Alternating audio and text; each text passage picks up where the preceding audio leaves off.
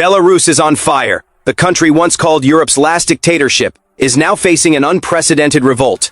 For nearly 3 decades, Alexander Lukashenko has ruled with an iron fist, silencing dissent, crushing protests, and manipulating elections to stay in power. But this time, something has changed. The army, once considered his most loyal institution, is showing signs of rebellion.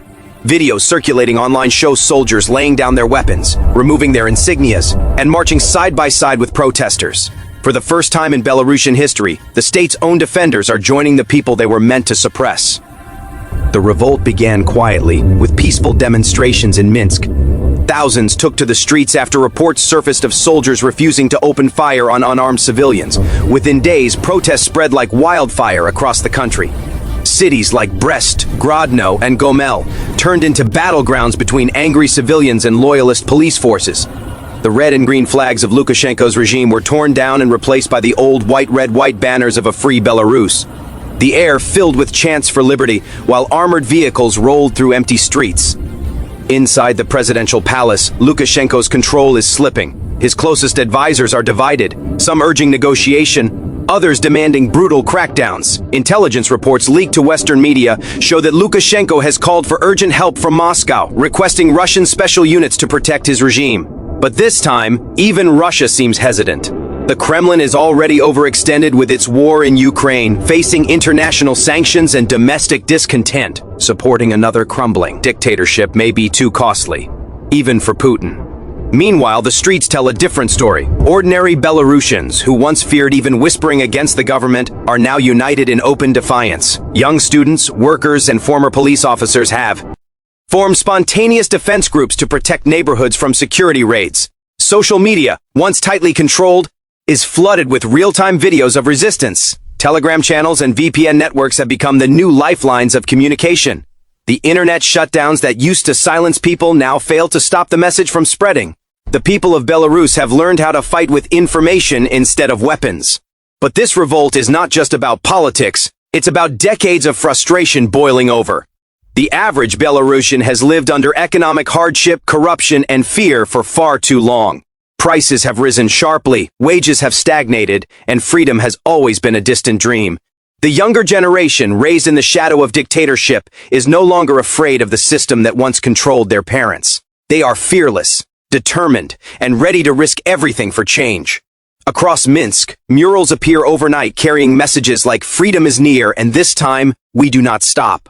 As protests intensify, the regime's violent response becomes more desperate. Riot police use tear gas and rubber bullets, but the crowds keep returning. Military units stationed near the capital have begun to split, some openly siding with the protesters.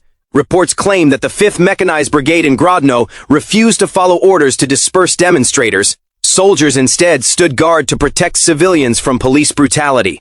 Their defection sent shockwaves across the country and inspired others within the army to follow suit. Lukashenko, visibly shaken in his rare television appearance, accused foreign powers of orchestrating the uprising. He claimed Western intelligence agencies were behind the chaos, aiming to destabilize Belarus. But even his most loyal citizens no longer believe his words. His speeches, once filled with authority, now sound hollow and disconnected from reality.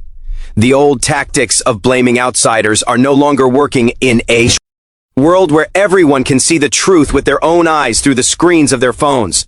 On the economic front, Belarus is collapsing rapidly.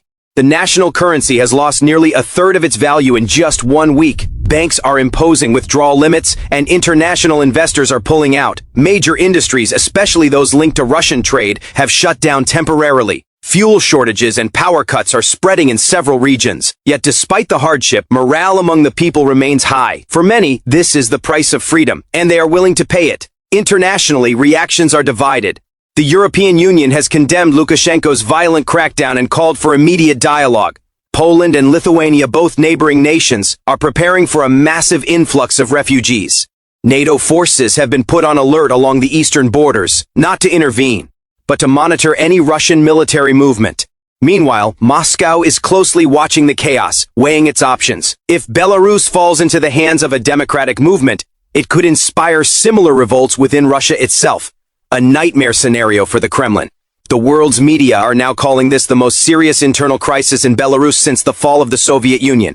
It is not just a protest, it is a complete breakdown of state control. Opposition leaders in exile are urging soldiers to switch sides peacefully and protect the people. Civil resistance groups are setting up coordination centers to manage food supplies and medical care for those injured in clashes.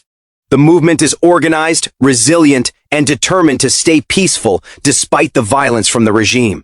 The emotional scenes unfolding across the country are both heartbreaking and inspiring.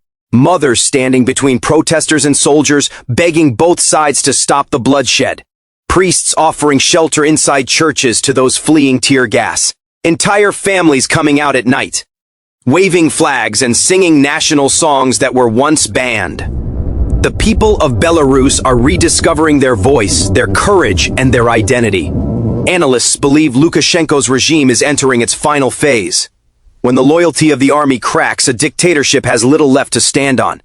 The president's only hope now lies in Russian intervention, but even that might not be enough to suppress a population that has overcome fear. Once fear is gone, power begins to crumble from within.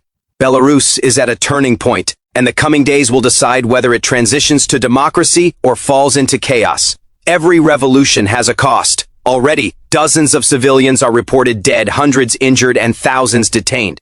Yet the resilience of the Belarusian people remains unbroken. They have seen too many lies, too much injustice, and too many stolen elections to back down now.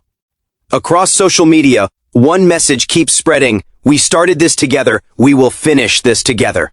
As the sun sets over Minsk, the city does not sleep. The night is filled with chants, car horns, and the distant echo of explosions. But amidst the noise, there is hope. A hope that has been silent for too long. People know the road ahead will be painful. They know Lukashenko might still use force, and Russia might still interfere. But even if they lose today, they believe they have already won something greater, the courage to stand up and demand dignity.